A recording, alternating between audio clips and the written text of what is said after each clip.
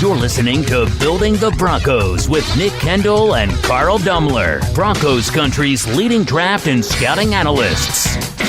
Head on over to milehighhuddle.com to sound off on all things Broncos.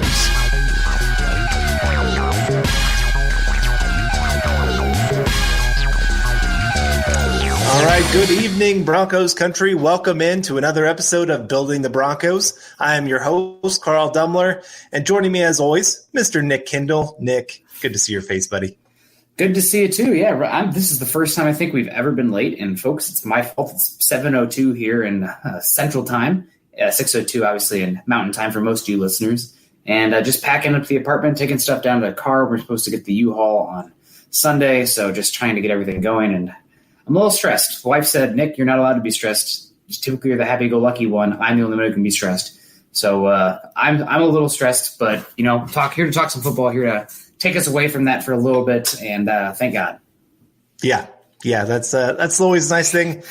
This is just as much. I know I've seen some of our listeners talk about that. If this is that one nice break for the week, it's the same for us. Just to really talk about a topic that we love and just to get talk for an hour. Love it. Yeah. So we will be we'll be here for you guys this whole hour and very excited for what we got going. So we're going to talk about an article that I wrote, thankfully. Got it in while I was in a hospital parking lot of all places. But, hey, got it in there.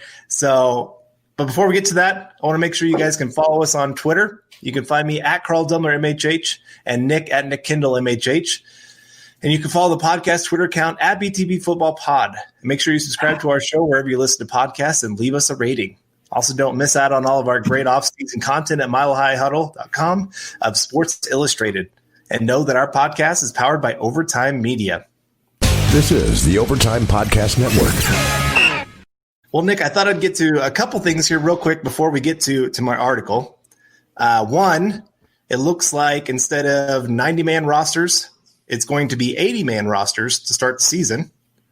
And what do you think that's good, bad, anything in between?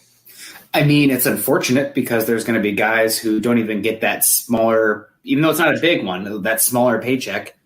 And that also means some guys aren't even going to get the chance. So you never know. I mean, obviously, maybe one out of 50 of those guys end up making the 53. But still, you want to see those guys get a chance. It's good for the competition. It's good for the league. But that's everybody. There's a lot of people having to make sacrifices right now. Things are not normal. So I guess it's just the way it is. Yeah, it is. I always think one of, I guess it would have been the 2011 offseason where Chris Harris Jr. was one of the lowest paid undrafted rookies that the Broncos had. So my guess is if that year they had to go down to 80, Chris Harris Jr. might have been on that list of guys that didn't make it. I mean, I don't know. It's hard to tell. Yeah, but those are the kind of guys that you're talking about. And the Broncos have always done pretty well about finding some diamonds in the rough and getting them to be pretty successful in the NFL. And so if anybody, it does kind of hurt the Broncos losing out on some of those guys that they have an eye for that lower end talent. Yeah, I mean, that's a good call. And again, I feel bad because a lot of those guys, especially at the bottom of the roster in training camp, those guys are trying to make it in the league. Some of them have bounced around multiple teams, multiple camps, and some guys aren't even going to get that chance now. So that's unfortunate, but unfortunately, that's just the way it goes sometimes. So let's go to the comment section here real quick, just to say hello to some people. Terry Randall's here, Kenneth Booker. Obviously, we got Kevin Peterson, Stephen Baumgartner, Talon Vamp. So a lot of familiar faces here. Buwana Beast. Name, I don't know, maybe I haven't seen this one before. Hello, Facebook. Jeremy Robert Watson, hello to you. Definitely seen this one. Jerry Holan, good to see you, Jerry. And this is the attitude we love. MMK20, let's go. I actually love that Cortland Sutton banner you have there. So, yeah, we're getting things going and actually getting things going here. Terry Randall from north of the border there. Beautiful country, God's country, some might say, especially in the Canadian Rockies. Oh, my God, nowhere like it. Hashtag Nick's Beer Fund. I need it today. Today's been long. So, and other people have way more hard crap going on. So, but I appreciate it. And I did like this. James Campbell coming in. Carl, Nick, did you see my latest tweet about the coaching experience? Couldn't believe the pitiful ranking given to the coaching staff. That annoyed me the most. We're going to talk about that. They definitely – Broncos coaching staff went from a very high ranking last year to very low ranking this year. And I don't know. It's just kind of crazy to think about the coaching staff this year compared to last year. There's not much difference. And maybe if there is a difference, it might be an improvement. So, I mean, last year Mike Munchak still had like the Christmas present glow to him. So now he's been there for a bit. Oh, the Mike Munchak, woo! Which, I mean, yay, but last year it was still for the NFL, brand new. Everybody's talking about it. If anything, that should be better this year for the Broncos. But as far as the perspective goes, national perspective, I could see why that would lose some luster. Yeah. And then the other thing real quick that I wanted to get to is the Broncos did have their first draft pick signed. O.J. Moutier signed for you. Got ourselves the Iowa boy getting the ink to paper first. So we're excited about that. And really, I mean, I've had some people ask me, why haven't the Broncos gotten any of their draft picks signed? And I said, well, one, they haven't had them in the building. It's kind of hard to put pen to paper when they haven't been around. A lot of times those deals get done at those rookie mini camps and the times that and so now they're actually getting there. I expect over the next couple of days, you're going to see all of them signed. Maybe Jerry Jeudy holds out a little bit. KJ Hamler. Usually it's the first or second round guys who fight a little bit more over some of that signing bonus and guaranteed money. The only thing that they can really argue in the contract part of it. But for the most part, usually those get signed pretty quick as well. I really don't expect there to be any holdouts. I mean, they've eliminated most of that by how they've set it up. So no worries there. Broncos will get the guys in the building. And it's exciting that this is the week they finally all get back to Denver and finally get these guys going. Football's back. Yeah, I mean, I know that I think the NFLPA came out and said they had 95 players test positive, which is unfortunate. But we saw the NBA bubble recently with 0. So there are ways to do it. Maybe the NFL will have to pivot in terms of what they are planning on doing. But, I mean, keeping those guys safe and getting some semblance of normalcy would be fantastic. I mean, and that goes beyond sports, obviously. But, I mean, there are bigger things in sports. But, man, a lot of people could really go for something like that right now. Yeah, exactly. So, all right. Well, our main talking point today is the ESPN does this every year, that they put out there what they call the future power rankings, where they see teams in 3 years. How strong are they going to be? And, I mean, understand – this is looking 3 years in the future of the NFL, and that's impossible. I mean, even the teams that have a young quarterback, it's amazing how much things can change in a hurry. I mean, Carson Wentz a couple years ago was the talk of the town. Now there's some that are kind of going, why did they just draft a quarterback in the second round? And so I remember even last year they were talking over whether they should have kept Nick Foles or gone with Carson Wentz. Well, that turned out to be pretty obvious pretty quickly. Yeah, it did. Well, I know, but I'm just saying the future power rankings, understand, as much as we can argue about them and everything else, but they're just like any other power rankings before the season starts, and it's even more because you're looking 3 years in advance. Do you know who the top 2 teams were last year? I do not. Let me guess. Teams that would have been very good on their – teams with a good young quarterback. I would say the Seahawks were probably up there still because there's some Russell Wilson love. Maybe they weren't one of the top 2. No, oh my God! I just feel like if you have the quarterback, they automatically should bounce you up to the top. Yeah. So maybe the Patriots. There's some ESPN bias there. Oh, they have Bill Belichick. They were always be good. They were second. Okay. Patriots were second. Give me a hint. Their player retired. Their player retired. They had one player. Face of the franchise. And he retired? Oh, my gosh. I have no idea. Andrew Luck and the Colts. Oh, see, quarterbacks. Andrew Luck feels like he retired 30 years ago. It really does. That was so long ago. But yes, Indianapolis Colts were number 1. Well, I mean, I don't blame ESPN so much for that one. I mean, who saw that coming? Andrew Luck was – if he was still playing right now, I'd say the Colts would be a Super Bowl contender for real. I mean, I know they brought in five on the list, and they did be deserving. But anyway, looking at this list, here's how they do it. They have their analysts make up a ranking of how they want to do it, a grade finally of based on coaching staff, non-quarterback roster, quarterback, front office, and draft. So 5 categories. Is that like future draft picks or like the draft they just had? I think it's draft they just had. Okay. Because like if, let's say you had a buttload of picks next year, that might be something like Miami right now. Like Miami has 2 first-round picks next year because Bill O'Brien's a freaking trash general manager. Yeah. So Miami can next year could have 2 picks in the top 15. Like that would be huge for them, especially if Tua hits. So it would be that would be interesting. So that makes sense. Yeah, I think it's maybe even it's like the last few drafts, just looking at how they've done and things like that. They had the Broncos ranked 17th on their draft. Interesting. Okay, well, I guess middle of the pack, but if Drew Lock's a hit and you got him in the second round and Noah Fant's as good as he's been and Bradley Chubb's coming back, I guess I can live with that, but I'd argue probably in the top 12. I would too. I mean, I was a little shocked when they had him that low. Yeah. I don't know how you can look at these past drafts because everybody and their dog pretty much gave the Broncos an A grade on this last draft with the players that they brought in.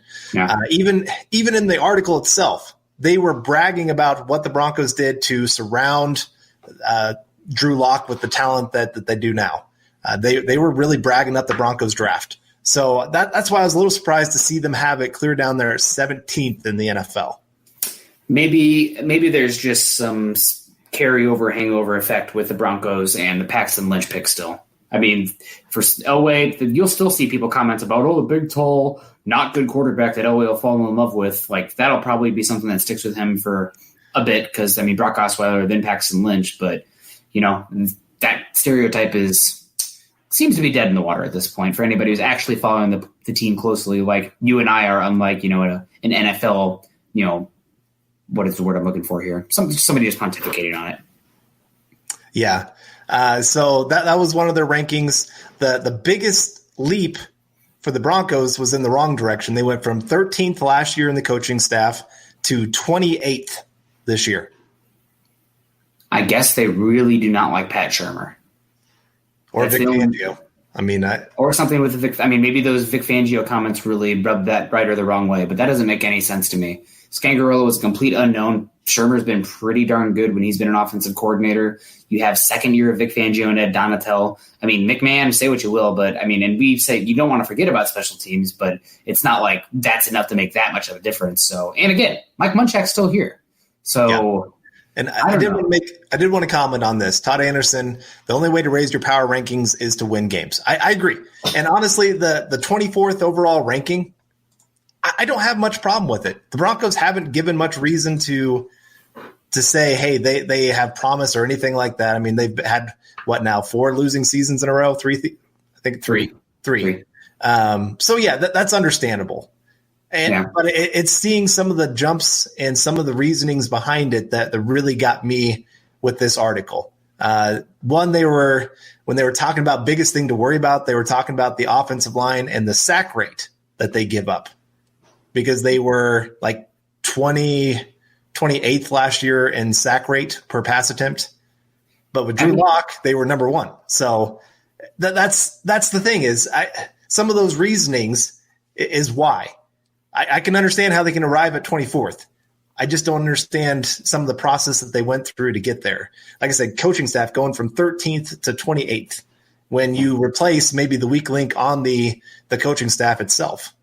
This is the Overtime Podcast Network. Yeah, I don't know if I'd even call Scangarello a weak link per se. I think the conservatism that he showed in the play calling was an issue, but that's such a big, huge drop that it doesn't make any sense to me. And again, the biggest thing, if you're touting the sack rate, going from Joe Flacco to anybody, let's say just even an average quarterback rather than the average as far as getting rid of the football not being sacked, that would be a huge difference. Because Joe Flacco, I can't remember who did the piece, but there was a footwork piece from a month ago where Joe Flacco, essentially, his 3-step drops were actually 4-step drops, on top of just how slow he is to get back, on top of how long his windup is. And Drew Lock's 3-step drop is essentially a 2-step drop. So he can get rid of it much quicker, and then he's also really good. When he doesn't feel interior pressure, he can escape out the side. So, I mean, a lot of people like to poop on the offensive line. I get it. It's been the flavor of the month in Denver for the past 3 years, especially on those more in the fan category. Yeah, I just think that quarterbacks obviously make a huge difference in the offensive line and the sack rate. And I don't know how you could tout that as the big reason the offensive line is so bad when we saw last year how much of a difference it was moving on from Flacco, probably the worst quarterback in the league from that perspective, to Drew Lock, whose small sample size was good, but like that, I think there's enough there to say he's going to be at least average in that regard.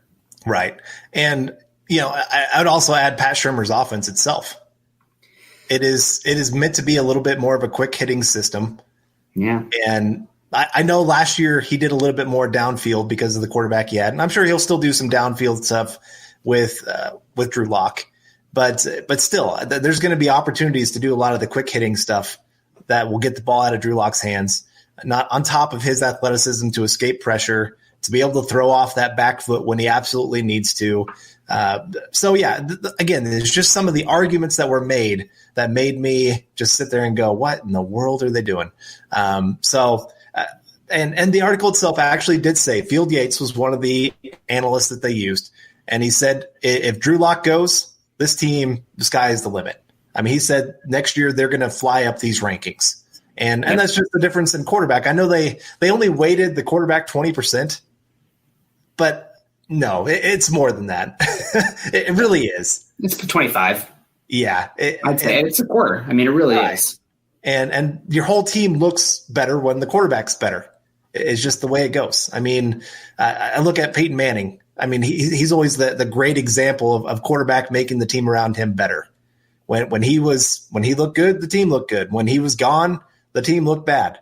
And so it wasn't the talent really changed around him. It was just the level of play at the quarterback position. So I did want to get to a couple of these super chats because James has been coming in. Thanks, James. You've been huge for the show. Appreciated. Slightly OT, but what did you make? Off topic. I was getting there. Brain's kicking in. I thought it was offensive tackle for a second, too. I'm like, that doesn't make any sense. I didn't want to say that out loud because then it'd be like, oh, my gosh, what did he do? But what did you make of Bosby's comments about a lack of preseason defensive continuity? Do you feel off continuity more important or offensive? Yeah, offensive continuity more important. I would say it's more. I mean, it's much more timing based. That being said, the Broncos defense is much more intricate and intelligence and communication based than your average defense. So luckily, thank God, this isn't Vic Fangio's first year coming in. Otherwise, we could be having a conversation of concerns there. It's year 2. I know there's been some change, but you have a lot of the same faces back. So offensive continuity, as well as a new offensive scheme coming in, I definitely think that's more concerning. Right. Well, and this is why they always say at training camp, defense is always ahead of the offense from the get-go. Yep. And then as the offseason keeps continuing on, the offense starts catching up. So, that's going to show up even more through this season. And so it's great. Again, Vic Fangio, defense is going to have to carry the team probably early on in the season and hope that the offense by week 6 and on can really start cooking by that point. With how the schedule is, we will see. But who knows what the season's even going to freaking look like. So where James continues on here actually with another comment. Seems like teams with offensive continuity would benefit much more than teams with defensive continuity, especially D, usually ahead of the stage. Good comment. That's another reason. I mean, as painful and terrible as it sounds, the Chiefs are that much better this season because of the continuity that they're going to have. So it sucks. But, I mean, the Chiefs could win 14 games this year. I don't think that's – I mean, Patrick Mahomes goes down, then we're talking about an 8-win team. But still, I think that's a big thing. Yeah, Carl's first day with his new tongue. You are right. Got some tongue twisters going here. Sorry about that, guys. I had a comment, and I'm just going to keep it to myself. Like, just inappropriate. Let's just move on. Yeah. But all right. So then a couple of the other rankings, they did have the overall roster non-quarterback as 16th, which I would say is a pretty big sign of respect to the Broncos that is surprising. Yeah. Honestly. Huh. Like they're already saying Drew Lock's a middle of the pack quarterback. And like with how little sample size we've had, that's saying something. Well, Drew Lock, they had ranked, I think, 24th. Quarterback was ranked 24th. Non-quarterback roster was 16th. Okay. That makes sense. Okay. I can see that. I think that the Broncos are very young, and a lot of these guys could take that next step, so that could be moving up. I thought you said Drew quarterback was 16th. I'm like, oh, sorry. No. Snap. No, that's serious. So, okay. I think that's about right. Yeah. Let's see. And then Todd coming in here. I really think having the closed training camp may help Shermer and Shula to put together the offense.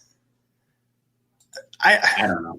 Yeah, it's hard to tell because maybe they'll be able to be a little bit more coaching-wise, just knowing, hey, we don't have to worry about getting ready for games. It's just straight up coaching with these guys, getting the offensive system put into place. So maybe it is a little bit more of that side of things. But you still like to have at least a little bit of true action to get the firing going, getting a quarterback used to people flying at him, just to get real time in. Because, I mean, I've been to training camp about 4 times now. And while the speed of training camp is still fast, it's nothing compared to actual game time. When you can really get hit, when guys are really trying to separate ball from man, that's when you really see things take off in the NFL. So I still think there's going to be a little bit of just at the beginning of the year for all teams really on offense, just a lot of miscommunications, mistimings, and some real opportunities for some big turnovers early on. Yeah, I think the thing I'm most bummed about is the joint practices aren't going to happen. Those are always, I thought, some of the more beneficial times that you have in the preseason action. I mean, the preseason games themselves, man, but those joint practices, I feel like they always got a lot out of them. I also know the players are always super jazzed about those because they get so tired of going up against their teammates constantly. So not having those is a bummer. But again, what can you do? There are a lot of sacrifices going on right now. One thing you don't need to sacrifice, guys, is you can still subscribe and like and share our show today. That would mean a heck of a lot to us if you like what we're doing here. There's also the Dove Valley Deep Divers. There's Mile High Insiders, and, of course, the Huddle Up Podcast. This show, though, the best show. Building the Broncos. You guys like the hat. It's on our hats. Carl, I can see that your daughter returned the hat, so that's great. Yep. If you guys like the hats, though, go to huddleuppod.com and get your swag on. So back to business here, Carl. Yeah. Well, I just wanted to point out also this show, you get plenty of the great cups that we have. Each week we got a different cup, it seems like. And, of course, the beard really coming in nice. You don't get this on any other show. No other person in our group can grow something like this. So, as Glenn Hauser points out, if healthy and with the experienced coaching, this team should be amazing. # Carl's Beard Balm Fund. # Nick's Beer Fund. Can you do the the curls? Carl, next show, if it's not I maybe okay. I really want to see that. I know. I got to get I have to get the mustache wax though. Yes. I got to find it. It's not readily available in Western Kansas. Amazon is everywhere. That's true. I'll have to look on Amazon, see what I can find, and I'll see if I can get that all curled up because it is long. My wife. I've always said this is how she always knows my beard is out of control is when she kisses more hair than lip. No comment. James coming in again. Broncos World, Nick's Beer Fund. Need a hashtag for Carl. Carl's mustache wax. I think, guys, we need to have that. I'm really now. I want to end the podcast until you go fix it. Now that's the only thing I can think of. But back to the topic at hand. I guess I don't have a real issue with it. And I do like that Yates had the comments about Drew Lock because that's what it comes down to. I mean, we've said it here before. I was talking about our Building the Broncos podcast from way back in 2017 when we covered the AFC West. And we were talking about the Chiefs draft. And we're like, Tano Passanio, these other guys, if they hit, that would be great. Or not great, but that would be great for the Chiefs. But it doesn't matter. They could all bust if that guy they traded up to number 10 to get, Patrick Mahomes, hits, or 12, 10? 10, because Watson went 12. Yeah. Then it's not going to matter because that's how important that quarterback position is. Same with Drew Lock. I mean, if Drew Lock shows that he belongs this year, the Broncos could be easily in the top 10 a year from now. And we keep saying it on here too. I think the Broncos, this year, if they can get to the playoffs, even 8-8 and miss the playoffs would suck. But even that, I think, is steps in the right direction, depending on how they play on the field. There's obviously you need to have a little bit of nuance there.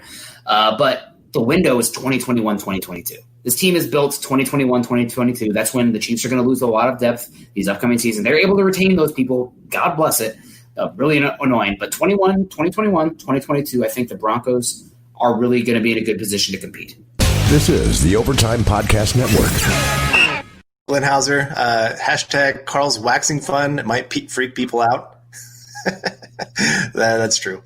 And then Terry Randall coming in, hashtag Carl's majestic beard. Thank you for the super chat there, Terry. Appreciate it. And Kevin Peterson coming in with the super chat as well. Love you, Carl. So it's in fun. You have a slight resemblance to Al Borland from Tool Time. I think I've put that picture up on Twitter a couple times. I have dressed up as him for Halloween before, and there is an uncanny resemblance. I have kind of actually met the guy. Well, I mean, I saw him from a distance and waved, and he did not wave back. He gave you the bird. He was focused. He was getting ready for his show. All right. I don't blame him. I understand. You got to get focused in. I get focused in for this show, and I've got my routine before we get on here that I go through. This is interesting. Your boy DJ. Hey, I'm Chad's son. He says, keep it up. Well, thank you, your boy DJ.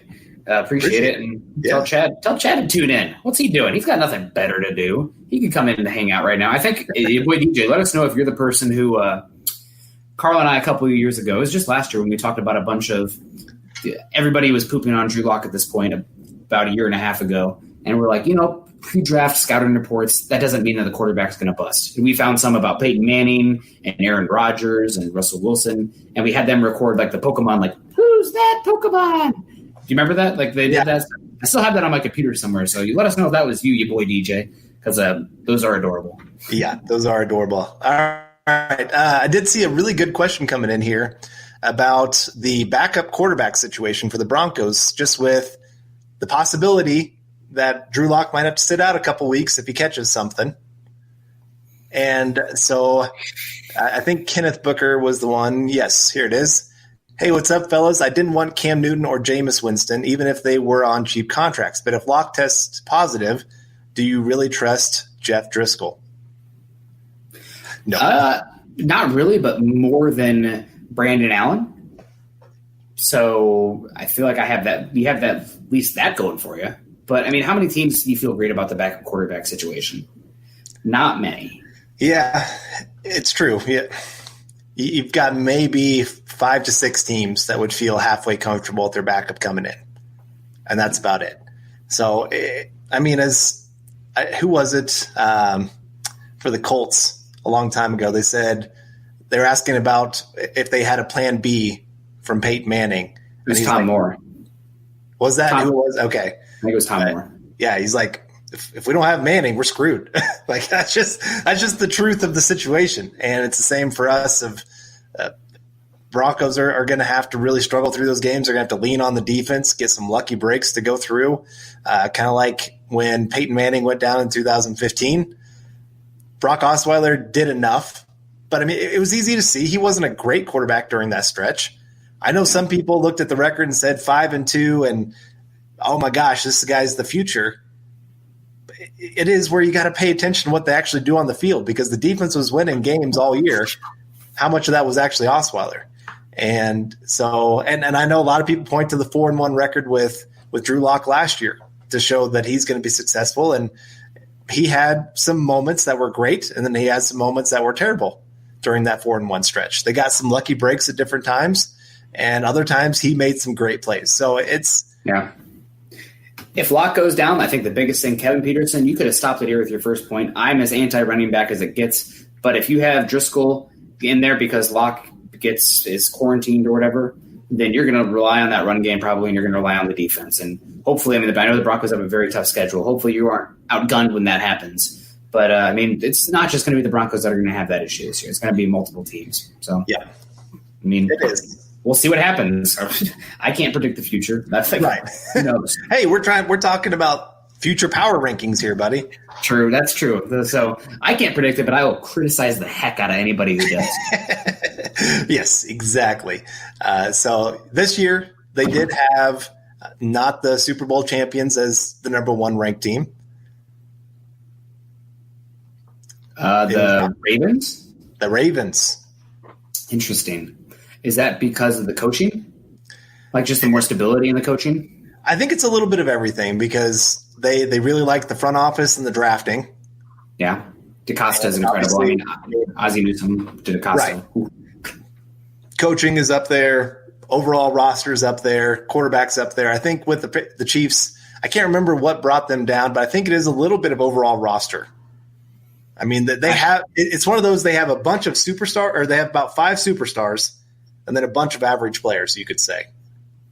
And there's no mid-level exception or whatever the heck the Heat were able to do to surround the big three with a bunch of those guys. I'm not a basketball person, guys. I'm just BSing with you. So, I mean, I'd still put the Chiefs number one, unfortunately, because I think Patrick Mahomes is that good. And also, maybe this is just me. I still don't fully trust Lamar Jackson. I'm sorry. Like, I understand he's an incredible athlete, but sometimes when he takes hits, I just wince. And it's like, is this the sustainable type of offense? I don't know. Right. Well, that's we said the same thing about Cam Newton. Yeah. And yes. I mean, look how quickly he went from MVP to replaceable player because his body started breaking down pretty quick there. Big Ben is another one that took a lot of hits and his body started breaking down. Andrew Luck took a lot of hits. And so as much as these athletic quarterbacks are great to have, there is a point that you have to start worrying the longevity of how well their career is going to do. That's why a guy like Tom Brady and Peyton Manning can last forever because they never get hit. Yeah. You want a guy who's athletic that uses that athleticism to extend plays in the pass game. Yeah. What Patrick Mahomes does, what Russell Wilson does. And they can pick it up from time to time, but then you just see him scoot out of bounds. Yep. So Andy Rock, I have no idea. It was a Christmas gift, but it's very good for concealing whatever's inside of it and enjoying the cold deliciousness. So, well, you know what? Some of us have the metal can. All right. And then David Kilgore wanted to say hello and hope you guys stay safe. # Kansas Broncos fan. Woohoo! Love that. Us Kansas boys, we got to stick together. Being out here in Chiefs Kingdom, I guess is what they call themselves. Yeah. And they've been talking up a storm. Tired of it. It's unfortunate, and I guess I'm a little bit sad that I wasn't around for Elway's heyday because we could have talked a lot of crap for a long time. But, the Chiefs, this might be a interesting decade. When you have a quarterback this good, typically you can say that they're going to win half the division titles in that decade. Granted, if Locke ends up being a dude, then who knows? But, it's going to be tough. It's going to be tough. Every single year, you can pencil the Chiefs in probably for 8 wins. Just at least a 4. Yeah. A 4. Yeah, you're right. Because that's how the Colts were with Peyton Manning, Tom Brady with the Patriots. Easily about 10 wins, really, you could pencil it in for them. Yeah, here's a good exercise. You just put Mahomes on the Bengals. What did they do last year? Probably 8 wins. Probably. Yeah. Woof. Unfortunate. So anyway, enough Patrick Mahomes. It's just yeah, we don't need to talk about him. Just make us all sad. But it is interesting just seeing how they view their power rankings moving forward. And like I said, it does change from year to year. You have coaching staffs, front offices. Therefore, the first 5 years of John Elway's time here, everybody talked how great he was as a GM. And then all of a sudden had a few bad drafts. Quarterback situation didn't get figured out. And boom, he's gone. John Harbaugh. You think about there with the Ravens. There was some talk that they were going to fire him, let him go. And now trade him. Right, or trade him. But, that just kind of seemed like his time had ran its course. And then all of a sudden, boom, you get Lamar Jackson. And away we go, and now he's back to being that top 5 coach. And it's just kind of it's all about the situation that you're in. Yeah. And I have no idea what situation prompted this, but Charlie Beagle coming in, Patriots fans are the worst. The worst. I guess they are. And I really hope that they suck this year. Like, I really do. Not like enough where they get a good quarterback, but let's say like 5-6 wins where they have to take that like third quarterback if they take one. Because I don't think they're going to be able to handle it. They're either going to jump ship or they're going to be absolutely hilarious and just like melt down constantly. Yep. You know, like the Dead Sea is the saltiest place on earth next to Patriots Kingdom or whatever the heck you want to call it. Like the worst. Absolutely despise them. Yeah, pretty much. And Brian Greenfield coming in here with the super chat. Al didn't wave back. He thought you was a celeb stalker. That really could have been. You were a clone. There to replace him. He had to do a double take. His younger years, I was the prequel. That's what I was going to be. Well, there's always the future, Carl. There's a niche for home improvement too. You can do apartment improvement because nobody can buy homes anymore. And David Kilgore coming in with another super chat. Appreciate that. Carl, what's your opinion of K-State football? Not great. Just because I had some bad run-ins when I lived in Manhattan with some football players. And I know that's probably every team out there. There's going to be some bad guys in the locker room. Just kind of put a bad taste in my mouth. I just didn't – it was hard for me to cheer for them. I cheer for them a little bit more now because I know some of their coaching staff. I know some of their players and stuff. And then what part of Kansas are you in? I'm in Garden City. I'm in the northwest corner. So you're the southwest. I'm the northwest. So we're not too far away from each other. I go to Garden City every once in a while. I know that area. That's my golfing place. Some of my favorite courses are down there. How close are you to Manhattan? About 3 hours. 3 hours? Man, my wife, I know we're not supposed to talk too much beer on here, but the Tall Grass Brewery, I think that's in Manhattan. They do something, a stout called Vanilla Buffalo Sweat, and they stopped distributing it. Yeah. And I think she sometimes still wakes up and cries. Because we have a can in our fridge that has been expired since like 2017 that we just could not drink or like get rid of, that we're going to have to do something with now that we're moving. Like, I don't think we should move a can of expired beer, but like, man, the nostalgia on that one's really upsetting. So that's one. If we're ever going to come to Kansas, Carl, it's because we're going to go there to get some Vanilla Buffalo Sweat. Ouch. Man, not to see me. Okay. West Kansas. I don't know. We got to meet at a Bronco game, honestly. Yeah. That way we can meet a lot of the people in the chat here. Yeah, and see, I'm getting all my Kansas people in here today. Andy Rock Lovato, Liberal, Kansas in the house. That's right. Got Western Kansas really recognized here today. I'm excited. We don't have Pabby in the chat, unfortunately, as we'd have some Iowa talk going on here. Yeah. But what can you do? So, Carl, do you have that list of the teams, how they were ranked? I can get it real quick. Because I'm just curious how it went. Because I skimmed over it, but I can't say the word. I had a shift today at the hospital in relation to the state of the world going on right now. Thanks, YouTube, for making me talk in these random BS circles. But, we got Southern Nebraska coming in. Steven, I think you are a Nebby fan as well. You and a good friend of the show, Cam Parker. So, Nebraska. Ugh. Darn Cornhuskers. No, that's definitely fine. And it looks like Buana's saying we can say CV. I don't know if that's an acronym or actually saying there, John, but please let us know. Justin coming in. Good to see you, Justin. Justin Statler. I'm going to my first game this season. Fingers crossed.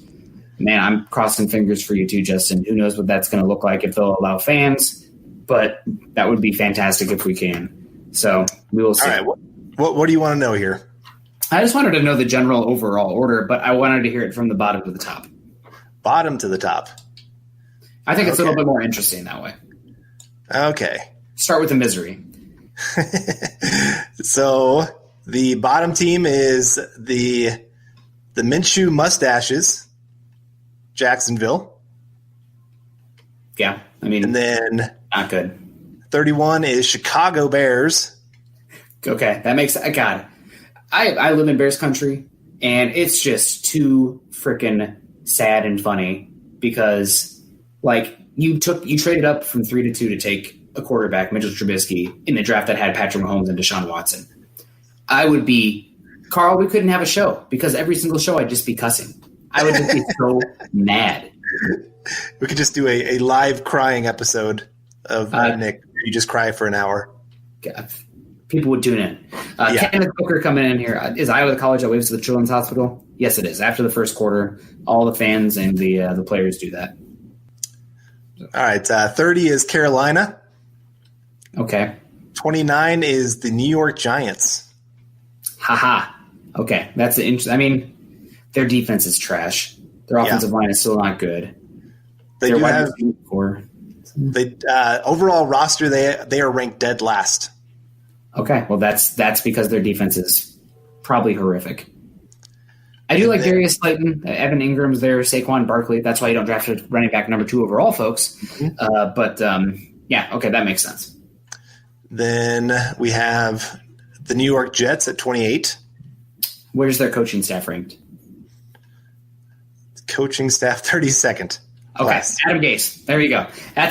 This list just got so validated. And before this, I was questioning it. Adam Gase being dead last. Okay, ESPN, you're doing something right. Then we got the Bengals at 27. Okay. Washington something at 26. Carl, you're canceled. I know. I'm sorry. I'm sorry, everyone. It's habit. Detroit Lions 25. Broncos 24. I'm upset a little bit now just because the team's below them. Should be below them, but that feels like they shouldn't be listed with them. So this one's a little surprise. Houston Texans 23. It's got to be because of Watson, right? Well, the quarterback rank is number 4 for them.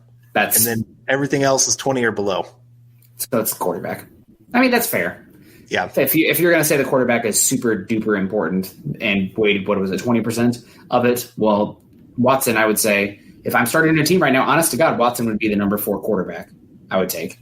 So I can get it. 22nd is the Arizona Cardinals, and they have Kyler Murray ranked number 11 at quarterback. I guess they don't know much about him yet, but I think Kyler Murray is the truth. I really do. Then they have Dolphins at 20. Okay. And the Falcons tied for 20th. Okay. See, now I'm liking this less and less. I was saying the Broncos should probably be about 16. I think if we keep going here, that'll probably be right around the range of teams that they should be at. We got the Las Vegas Raiders at 19. Why do they like the Raiders so much? I think John Gruden's so overrated. Coaching is ranked 17th. And then, all their rankings are really bad except for they have draft ranked high at number 8. The team that took Clellan Ferrell at 4 overall gets 8th overall draft. I mean, I guess you can argue just because the volume of capital they had, but their best pick has been a running back. What are we talking about? What are we doing? That's dumb. Then the Rams are at 18. How the mighty fall from Super Bowl runner-up to 18th in the future power rankings. Chargers are ranked 17th. And then Browns are 16th. Okay. Green Bay Packers at 15. See, this is right around where the Broncos should be. And then this one, I'm a little shocked on a couple of their rankings, but Buffalo Bills at 14. Okay. And they have Josh Allen as the 26th quarterback. I mean, so they view Drew Lock better. And then Patriots at 13. They are number 1 in coaching and number 1 in front office. Okay. Everything else is bad. Yeah. They are 30th in quarterback ranking. Yeah, I mean, Cam Newton, good player, but his arm kind of fell off. Vikings at 12. And then Tennessee at 11. Huh. See, I think Denver belongs at this company. I really do. I think you can make an argument Denver 12 to 16. Now, the more I hear about it. Colts are at 10. The Tampa Bay Buccaneers are number 9. The Seahawks are at 8. Okay. Let's see. Then the Steelers are 7. The Eagles are 6. The Cowboys are 5. And they're number 1 ranked in draft, by the way. And then the Saints are number 4. And they are ranked number 1 in overall roster. I mean, I agree with that. I think the Saints are the best number 1 overall roster right now. And then they're tied for first, I guess I should say, with San Francisco for number 1 overall roster. Okay. And then the Chiefs are number 2. Their lowest ranking is the draft at number 10. And then number 1, the Ravens. So, yeah, I mean, I don't agree with it. 24 for the Broncos, I think, is pretty low, especially with the coaching thing. I mean, that's where the gunk is in the formula. Doesn't make any sense for them to drop like they did, but I guess we'll see. I think I saw a question here. Kenneth Booker, Carl and Nick, do you guys play football as kids? Yes, we both did. And what position did you play? I played defensive end and tight end. I'm an Iowa guy, so I had to play tight end. I think you're out of the womb. They're like, you know what? Tight end. So, Carl, what about you? I played wide receiver and defensive end and fullback. How tall are you? I am 5'9". And defensive end? Yep. Interesting. Well, you have to remember, I'm from a small town.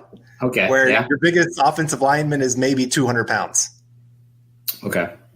So me playing defensive end, I'm lined up against a guy that's pretty much my size, either at the offensive tackle or the defensive or the tight end spot.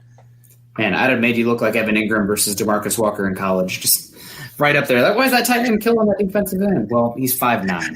So. Yeah, the weird thing is, my only touchdown in high school came from the defensive end position. Mm-hmm. Had a fumble recovery that I ran back for a touchdown. It was not from wide receiver because back then nobody threw the football. So I was more of a glorified offensive lineman. Like I went out there, played the wide receiver spot, and they just said, go block that guy in front of you. And both of us would look at each other and go, ball's not coming out here. They're running it straight up the middle every time. And so we'd do nothing. And, so fullback, I did get a few carries. That one was kind of last minute. Our fullback got a concussion, and coach just goes, Dumler, you're in a fullback. Coach, I've never played it before. I don't care. Just run straight forward, hit somebody. That was my fullback experience. That's the Andy Janovich experience, too. So the same as me, another fumble recovery touchdown, but a tight end. We got Pabby coming in. Speaking of Iowa, go Broncos at work. Love the MHH family. Pabby, good to see you. Thank you so much.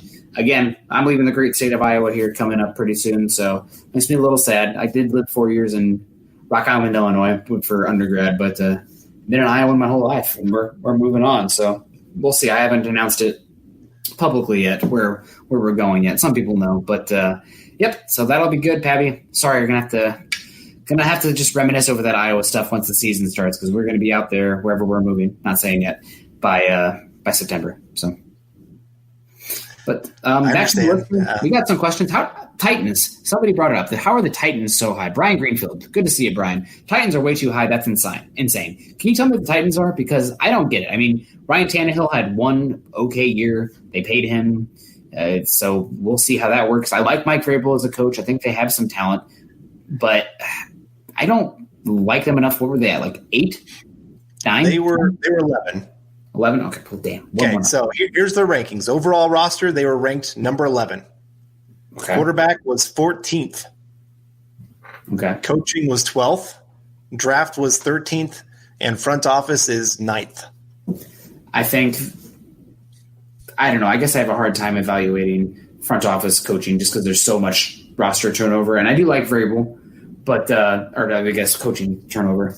But that seems ridiculously high. If the Titans can be 11, then I'm going to – okay, if the Titans are 11, I think the Broncos are going to smack them down Monday Night Football Week 1. I really do. I think the Broncos are going to beat up on them. Oh, hand the ball to Derrick Henry? Please do.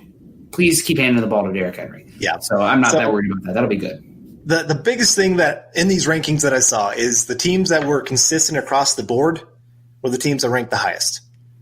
And so the Titans there, when their lowest rank is 14th there at quarterback, they're going to finish pretty well. Some of the other teams had really high rankings in about 2 or 3 of the rankings, but then fell off on others. So one that kind of like the Buffalo Bills were one that were a little bit lower considering they were a playoff team last year, young roster, but 26th at quarterback and 20th in the draft.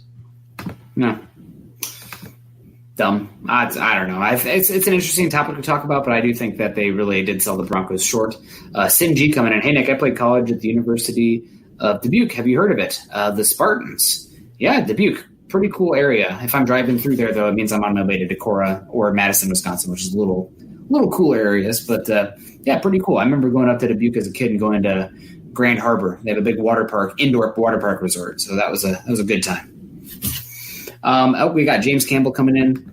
If we can't do this, maybe Carl will tweet it out afterwards, but the coaching rankings, if that's too hard, do they have it on a spreadsheet or would you have to scroll it and try to figure it out? I'd have to scroll through. I know number 1, of course, is the Patriots. Number 2 is the Chiefs. I don't know who's number 3. I haven't found it yet. If I had to guess, I'd put the Steelers pretty high, but I'm a big Mike Tomlin. They are 7th in coaching. Okay. Is it the Tampa Bay because of Bruce Arians? Eagles are 6th. No, it wasn't them. The Saints are number 3. That makes some sense. So, then 4 is the 49ers. That's a good one. And then, let's see, 6th is the Eagles. 7 is the Steelers. 10th is the Seahawks. Sorry, I'm just giving them in the order that they 13th is the Bucks, actually. Okay. And then 11th is the Colts. 12th is the Titans. Vikings are 14th. The Bills are 9th overall. Let's see. 8th overall is the Rams. That was one of the top 10. So, yeah, I mean, we'll see how it is. I think the Broncos coaching staff definitely deserved a little bit more praise than they did. But I know that defensive coaches are not in vogue right now. You want that offensive, innovative mind. And especially because if you have a good offensive, innovative mind, it's not the head coach. Guess what's happening? They're going to be a head coach somewhere else pretty soon. So that can be an issue. Granted, if the Broncos – for some reason got a young offensive innovative mind that could kind of make him the head coach in waiting just because of Vic Fangio's age. But, it is what it is. It doesn't make any sense to me why they'd be that low. And I think we'll see that this year. I think that having the old school Vic Fangio, the structure there, the demand that he requires in the classroom, so to speak, I think that's all going to be really good for the Broncos. And I think the more new age coaches, I think they're going to have a harder time this year. You're right. Just you can't mix in quite as many complicated things that you want that you could have been working on. I mean, just the demands in the Zoom meetings and whatnot. Yeah. It's like, one of the guys, we're going to figure it out and run through it on the practice field.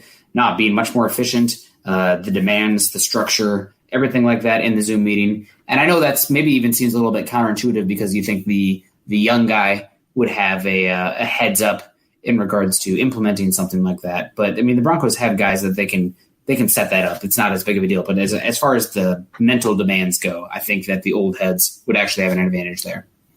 Right. No, you're right. And I mean, the coaching staffs that have been there for a while, not just the new guys put in, they're going to have some rapport with their players. They're going to have a lot more easy time implementing the players are going to be used to what they do in practice.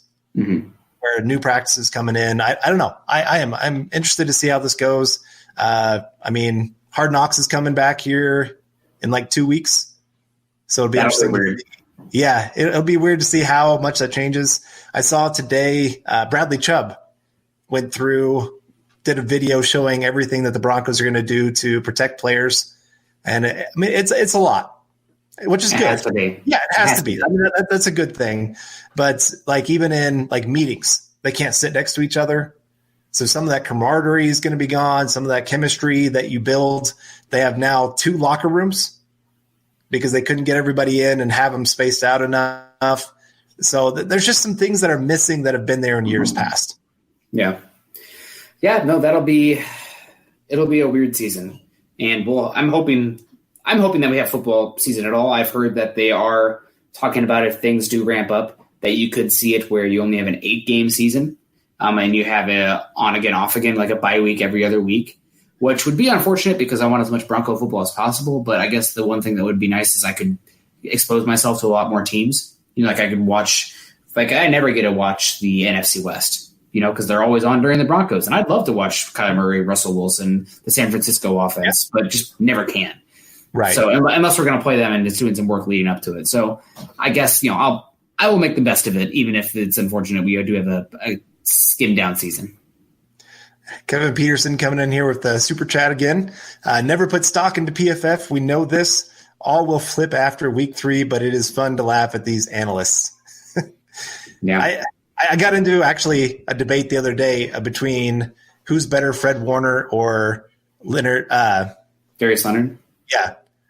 And the PFF people were after me going, Leonard is so much better than Fred Warner. And I said, I don't think it's as big of a difference as you guys are making it to be. And they're like, oh, no, the numbers say he is so much better.